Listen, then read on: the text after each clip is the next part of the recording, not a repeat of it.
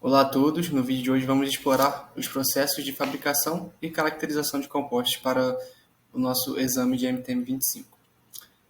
Nesse vídeo a gente vai mergulhar nos detalhes do processo de fabricação destes materiais e entender como eles são caracterizados e explorados nas indústrias. Com esse vídeo a gente espera que a gente forneça uma visão clara e interessante dos processos de fabricação e caracterização dos materiais. Dito isso, é válido a gente apresentar inicialmente nosso roteiro. A gente dividiu ele em 6 partes. A gente vai falar primeiramente da introdução, aí em seguida a gente vai de processo de fabricação, a terceira parte é tipos de reforços e matrizes, a quarta parte vai ser a caracterização dos materiais compósitos, e na quinta parte vai ser a aplicação das indústrias, e na sexta e última vai ser a gente vai finalmente concluir, né? Bom, com o roteiro apresentado, a gente pode, sem mais delongas, começar a explorar nosso vídeo. Bem, começando com a definição de materiais compósitos, né? Eles são um material específico que, com a combinação de dois ou mais materiais distintos, cada um mantendo sua propriedade, esses dois materiais individuais vão criar uma nova substância com característica única, que geralmente vai ser melhor quando comparado aos seus componentes individuais. Esses dois componentes vão ser um reforço, uma matriz e outro reforço, que vai ser de modo mais vai ser discutido mais profundamente posterior por outra pessoa. Bem, a combinação desses dois componentes permite a criação de materiais que geralmente possuem propriedades mecânicas, térmicas, elétricas ou elétricas superiores às dos materiais individuais. Por exemplo, a gente tem exemplo agora da fibra de carbono, que é conhecido por sua leveza e sua alta resistência, e também pela sua baixa expansão térmica. E por isso que ele é extremamente valioso para as indústrias, principalmente para a indústria aeroespacial e automotiva. Materiais compósitos são amplamente utilizados em várias aplicações, como na fabricação de estruturas de aeronaves, seja de peças automotivas, equipamentos esportivos, componentes de construção e outros que também vão ser discutidos posteriormente. Isso tudo porque é devido a essa capacidade de poder combinar propriedades que podem ser desejáveis de diferentes materiais em um único produto só. Né? Dito isso, a gente pode concluir aqui a introdução e passar para o próximo tópico. Então, dando continuidade aqui na apresentação, né? Vou falar um pouco sobre os processos de fabricação dos materiais compósitos que estão listados aqui. Seriam moldagem por compressão, moldagem por injeção, a pultrusão, laminação manual e automatizada, a cura em autoclave, que é o que vou falar depois, a infusão a vácuo, o RTM, que é a transferência de resina para o molde, e o enrolamento filamentar, né? Que tem algumas imagens de alguns desses processos. E a cura em autoclave, acontece em algumas etapas, né? Que estão listadas aqui. Inicialmente, tem a preparação do molde, que você vai preparar o molde para o formato da peça desejada. Posteriormente, tem o corte e o posicionamento das fibras, que elas vão ser cortadas de maneira específica, a depender da peça, né? Depois tem a impregnação com resina, que vai ser é um processo, é uma das etapas do processo que é crítica, porque tem que garantir que as fibras e a resina têm uma ligação eficaz. Posteriormente tem o vácuo e a saturação, que é feito para garantir que não fique nenhuma bolha de ar entre a fibra e a resina. Depois disso, se transfere a peça para a autoclave, que é basicamente uma câmara pressurizada, onde a gente vai para a próxima etapa, né, que é a curagem sob pressão e temperatura. Ou seja, vai ser aplicada uma pressão e uma temperatura, tudo isso dependendo da peça que está sendo fabricada. E depois disso, a peça sofre um resfriamento e remoção, né?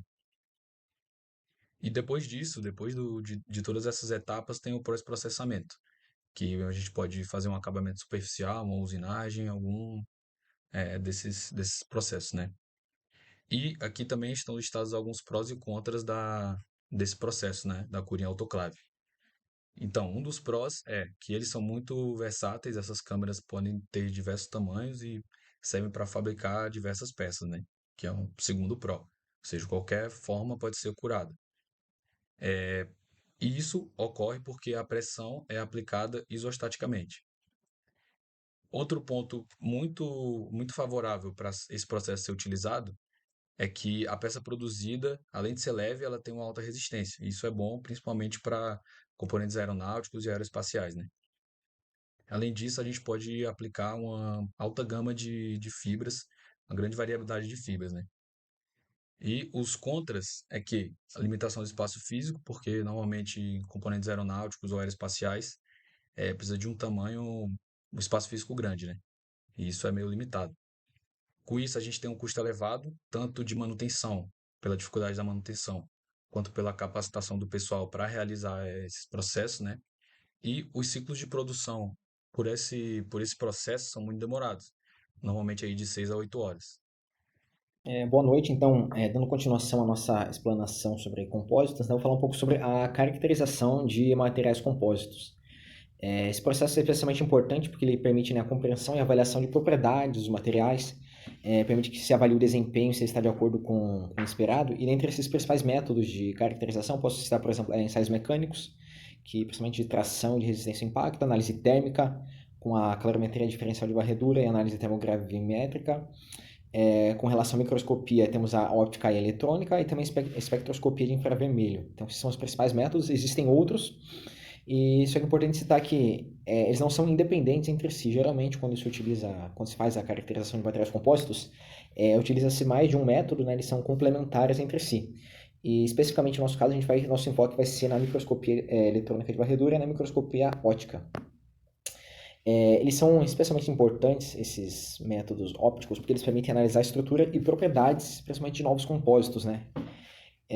Assim pode-se notar lacunas, enrolamentos e outros defeitos estruturais do material e avaliar os efeitos também decorrentes de outros testes, né? Como eu comentei, esses métodos de caracterização são complementares.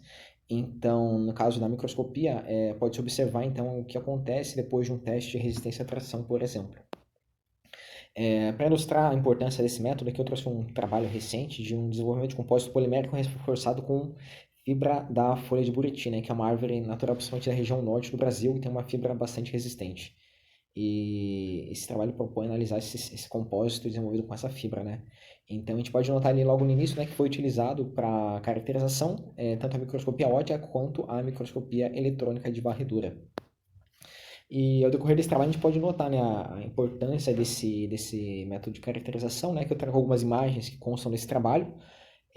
Essas duas imagens são da microscopia óptica, no caso. Nesse caso são um aumento até de 20 vezes nessas duas fotos. E a gente pode notar propriedades estruturais mais detalhadas do compósito, que a gente não conseguiria ver a olho nu, e também a gente talvez não conseguiria identificar ou perceber em alguns outros testes de caracterização, né? Então, algumas coisas, algumas propriedades, principalmente estruturais, a gente só vai conseguir visualizar utilizando a microscopia. E complementando, né, e finalizando essa parte de caracterização, aqui um detalhe com a microscopia eletrônica de varredura, né, que ela é bem mais abrangente, bem mais detalhada que a ótica, a gente pode ver detalhes preciosos que realmente fazem a diferença na análise e propriedades dos compósitos, né? No caso especificamente dessa última foto, né, a foto mais à direita, e reforço o que eu comentei no início, né, que são testes complementares entre si, né? Então, está sendo analisado a fibra do compósito feito à base de buriti após o teste de resistência à tração, né? Então, a fibra foi rompida, então analisa-se como a fibra rompeu e como é a estrutura dessa fibra rompida, né? Então, com relação à caracterização de materiais compostos, com foco em microscopia óptica e microscopia eletrônica de varredura, era isso que eu tinha para falar. Agora eu vou passar a palavra ao próximo integrante que vai dar continuidade à nossa apresentação. Muito obrigado. Bem, então agora citando a aplicação dos compósitos industrialmente, a gente pode começar citando o setor aeroespacial. E os compósitos são bastante utilizados na fabricação de aeronaves e foguetes e satélites atualmente, porque eles garantem uma redução de peso considerável da estrutura e, ao mesmo tempo, garante uma maior resistência mecânica, resistência à fadiga e resistência à corrosão, o que gera, consequentemente, uma menor frequência de manutenção do, da, da aeronave. E no setor automotivo também os compostos são amplamente utilizados, também pelos motivos já citados no setor aeroespacial, mas também porque a gente pode citar a menor condutividade elétrica dos compostos em relação aos metais. Isso é bastante importante, principalmente no contexto atual, de uma maior demanda de veículos elétricos, o que gera a maior necessidade de melhor isolamento da bateria e garantir uma maior segurança do veículo. E outro fator bastante importante é a produção de alto volume. O que isso significa?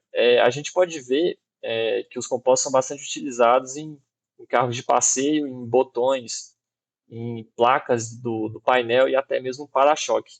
E eles são usados nesses locais justamente porque eles são facilmente produzidos e garantem um maior volume de produção. E em veículos de alta performance, o composto é bastante utilizado em componentes estruturais, como por exemplo o chassi e a própria carenagem, já que reduz bastante o peso da estrutura. E agora, citando de forma mais genérica, a gente pode falar do setor energético, já que os compostos eles constituem as pás das turbinas eólicas. O setor eletrônico também, já que as placas de circuito são majoritariamente formadas por compósito. No setor petrolífero, alguns oleodutos são de compósito justamente pela maior resistência à corrosão e às intempéries.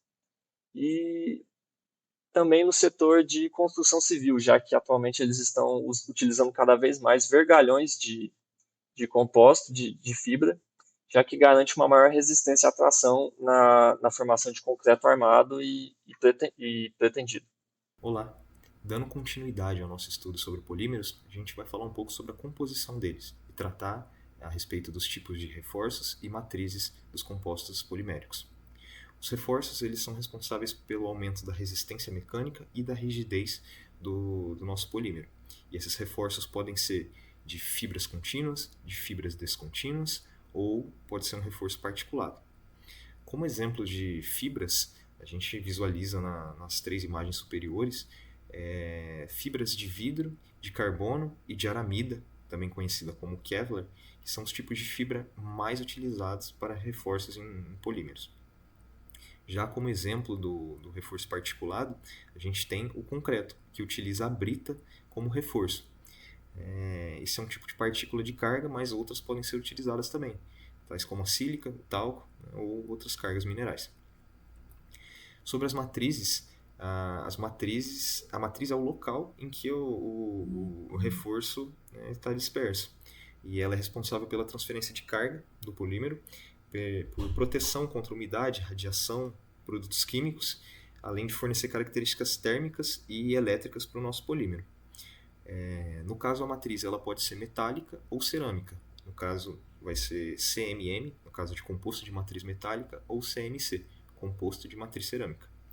No caso da matriz metálica, a gente tem como característica um grande número de elétrons não localizados. A matriz metálica tem uma condutibilidade térmica alta e também é uma boa condutora de calor. Não é transparente à luz visível e apresenta resistência, além de ser deformável. Já um composto de matriz cerâmica tem como característica a resistência à oxidação, especialmente em altas temperaturas. Ela é leve e rígida, mas em contrapartida ela é mais suscetível à fratura frágil. Bom, então, recapitulando o que foi apresentado nesse trabalho, vale frisar então que a fabricação de produtos com materiais compósitos surge exatamente da necessidade de se obter propriedades específicas para o produto final. Então, muitas vezes, quando se utiliza materiais únicos que não possuem propriedades limitadas, muitas vezes não têm as propriedades necessárias que vão suprir, né, a necessidade do produto, então se utiliza da fabricação com materiais compostos, que, como já foi mencionado, justamente combina a propriedade de dois ou mais materiais. Então, sabendo a aplicação do produto, é feita também a escolha dos reforços e das matrizes. E essa escolha é muito importante porque ela dita as propriedades do produto final. Além disso, saber selecionar o processo de fabricação adequado também é muito importante, porque se é um produto que precisa de uma maior precisão, de uma menor precisão, ou um produto que vai ser fabricado em grande quantidade, em pouca quantidade, então isso tudo interfere no processo de fabricação que será selecionado. E por fim, para garantir que o produto vai apresentar as propriedades necessários que vão suprir com os esforços aos quais serão submetidos, é feita a caracterização dos materiais. E essas etapas perpassam a fabricação dos materiais, de produtos com materiais compostos. Então era isso que a gente tinha para apresentar. Obrigado pela atenção.